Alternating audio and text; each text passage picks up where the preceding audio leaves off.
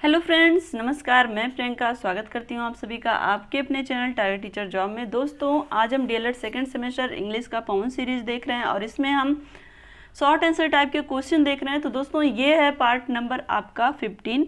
तो दोस्तों, यहाँ पर हम देखेंगे आज क्वेश्चन नंबर 62 से। Punctuate the following putting capital letters and other punctuation mark where necessary. ये आपका 2016 में पूछा हुआ क्वेश्चन है। तो दोस्तों, यहाँ पर हमें देखना है कि जो सेंटेंस लिखा गया है इसमें कहाँ पे पंक्चुएशन की कमी है। क्लियर? तो यहाँ पे देखिए, सबसे पहले आप पढ़ लीजिए, फिर उसके बाद देखिएगा कि कहाँ कहाँ पे पंक्चुएशन नहीं लगे हुए हैं। Ram said to Shyam, where are you going? Shyam replied, I am going to Mumbai. तो दोस्तों, ये देखिए, ये आपका डायरेक्ट सेंटेंस है।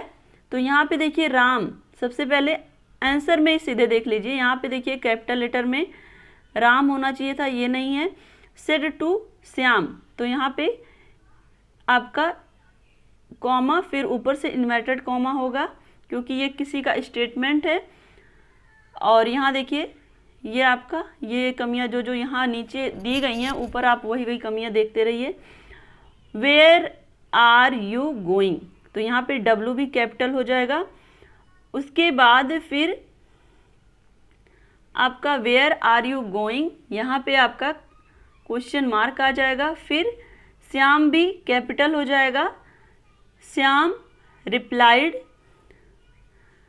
यहाँ देखिए श्याम रिप्लाइड, उसके बाद फिर कॉमा है, फिर डबल इन्वर्टेड कॉमा में यहाँ आई एम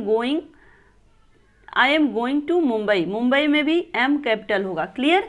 तो ये इतनी सारी गलतियां एक ही सेंटेंस में पंक्चुएशन में होती हैं, जहाँ पे आपको कॉमा, इन्वर्टेड कॉमा और इसके अलावा जो भी नाउन है उन्हें कैपिटल लेटर में लिखना। तो ये सब चीज़ें आपको ध्यान रखनी होंगी।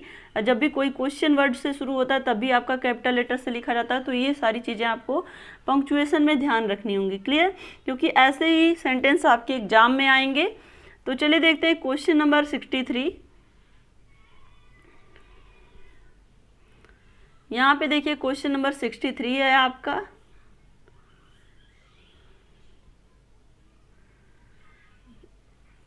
Select A topic of your choice for teaching and give the details of TLM used by you. तो दोस्तों, यहाँ पर हमें ब्लैक बोर्ड के विषय में लिखना है।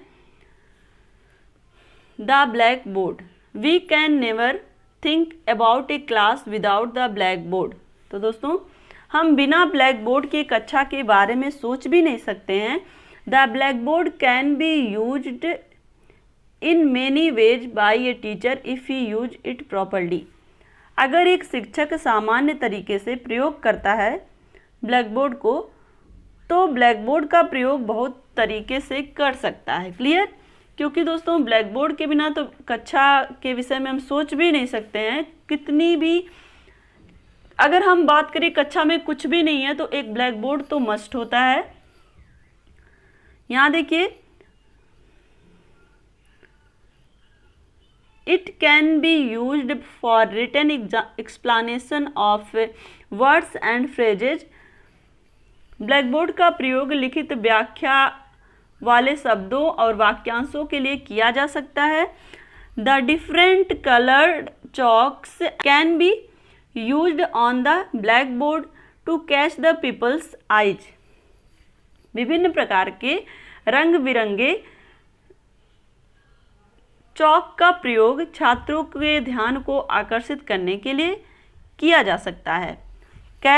To catch the people's eyes का मतलब होता है छात्रों के ध्यान को आकर्षित करना अपनी तरफ, यानी कि बोर्ड की तरफ छात्रों के ध्यान को आकर्षित करने के लिए एक शिक्षक कलरफुल चाक का प्रयोग करता है। क्लियर? और कहीं कहीं डायग्राम को समझाने में शिक्षक को आसानी भी होती है, इसलिए भी कलरफुल चाक का प्रयोग किया जाता है। जहाँ पर विभिन्न चीज़ें समझानी है तो वहाँ पे अलग अलग चाक का प्रयोग करने से शिक्षक को समझाने में भी आसानी होती है। यहाँ देखिए, by drawing simple diagram, sketches and pictures on it the teacher can easily use it. साधारण चित्र बनाने के लिए, तस्वीर बनाने के लिए एक शिक्षक आसानी से ब्लैक बोर्ड का प्रयोग कर सकता है।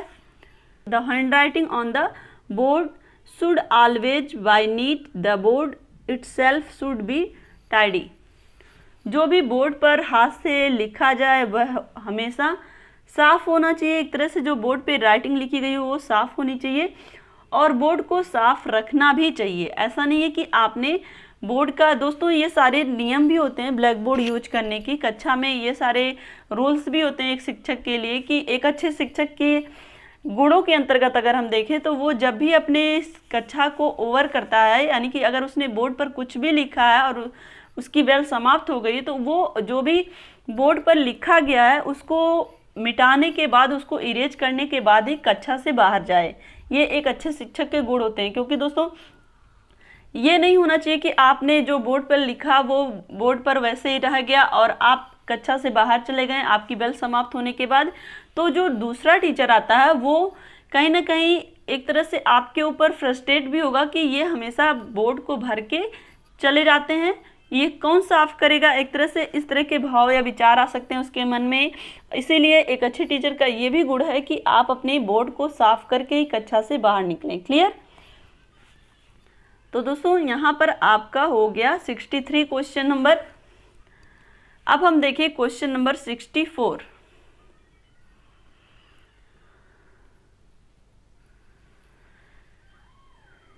यहाँ पे देखिए ये है आपका क्वेश्चन नंबर 64।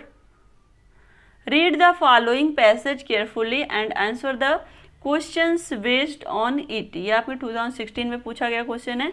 यहाँ देखिए, a man was kept in jail without any fault. एक व्यक्ति को उसके बिना किसी दोष के जेल में रखा गया। The king inquired and found that he was innocent. राजा ने जांच में ये पाया कि वो निर्दोष है। The king gave him a sum of money and set him free. राजा ने उसे कुछ रुपए दिए और आज़ाद कर दिया। He went straight to the market where some birds were kept for sale. वो सीधे बाजार गया और जहाँ कुछ चिड़िया बेचने के लिए रखी गई थी वहाँ गया, सीधे बाजार में जहाँ पे कुछ चिड़िया बेचने के लिए रखी गई थी। He purchased all the birds and set them free. उसने सारी चिड़ियों को खरीद लिया और आज़ाद कर दिया। At this the shopkeeper was surprised. ये सारी चीज़ें देख करके जो दुकानदार था वो आश्चर्यचकित हुआ। Then the man said to him, if you had been in prison like me for no fault you would have done the same. तब उस आदमी ने उससे कहा कि यदि तुम भी मेरी तरह बिना किसी गलती के जेल में होते तुम भी मेरी तरह ऐसा ही करते। क्लियर? अब आगे हम देखें, यहाँ देखिए, if you had been in prison like me for no fault you would have done the same, what does it suggest. ये क्या सजेस्ट करता है? ये क्वेश्चन है। और दूसरा है give the antonyms of the word innocent. तो दोस्तों इसमें पहले क्वेश्चन का आंसर क्या है? यहाँ पे देखिए, what does it suggest. It suggest that a creative whether it is man or a word should not be made prison without a fault।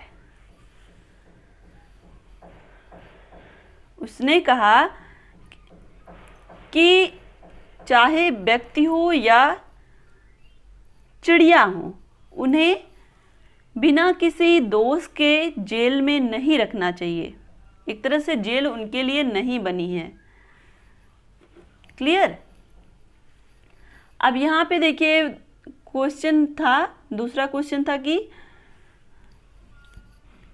Give the antonyms of the innocent. तो दोस्तों innocent की antonyms मतलब होता है opposite. तो इसकी innocent मतलब होता है निर्दोष और गिल्टी मतलब होता है अपराधी। तो निर्दोष का विलोम क्या होगा? अपराधी। क्लियर? अब ये क्वेश्चन आपका कंप्लीट हो गया है। अब हम देखते हैं क्वेश्चन नंबर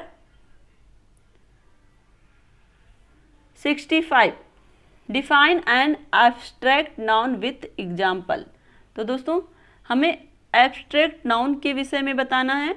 एब्स्ट्रैक्ट डिनोटिंग ए क्वालिटी, एक्शन और स्टेट, जो क्वालिटी, एक्शन और स्टेट के विषय में बताए, ऐसे नाउन को क्या कहते हैं? Abstract noun. Something which we can not see, touch etcetera, जिसको हम छू नहीं सकते और देख नहीं सकते, वो आता है आपका एब्स्ट्रैक्ट नाउन के अंतर्गत। तो यहाँ पे देखिए, गुडनेस अच्छाई, ट्रुथ सच, हॉनेस्टी ईमानदारी, लाफ्टर और स्लीप, ये सब आपके एब्स्ट्रैक्ट नाउन के अंतर्गत आते हैं, जहां पर हम छू नहीं सकते। क्लियर? अब हम चलते हैं, यहाँ पर हम इन्हें देख नहीं सकते, छू नहीं सकते हैं। क्लियर? अब हम चलते हैं क्वेश्चन नंबर 66 पर। यहाँ पे देखिए क्वेश्चन नंबर 66, ये आपका 66 क्वेश्चन नंबर है। Complete the spelling of following. तो देखिए यहाँ पे दोस्तों, C blanks MP blanks RT blanks NT। Clear? तो ये आपका हो जाएगा कंपार्टमेंट। और देखिए TR blanks V blanks LL blanks D, travelled. तो दोस्तों ये आपका यहाँ पर क्वेश्चन नंबर 66 तक कंप्लीट हो गया है। तो दोस्तों इसी तरह से आप अपना मेहनत जारी रखिए और वीडियो को लाइक कर दीजिएगा। और अगर आप चैनल पर नए हैं तो प्लीज़ चैनल को सब्सक्राइब करके बेल आइकन बटन को जरूर प्रेस कर लीजिएगा, जिससे हमारे सभी वीडियोज की नोटिफिकेशन आपको मिल सके। तो दोस्तों ये वीडियोज अपने दोस्तों के साथ शेयर कर दीजिएगा और कमेंट के माध्यम से हमें ज़रूर बताइएगा कि हमारा ये प्रयास आपको कैसा लगता है। हमसे जुड़ने के लिए थैंक यू सो मच। जय हिंद।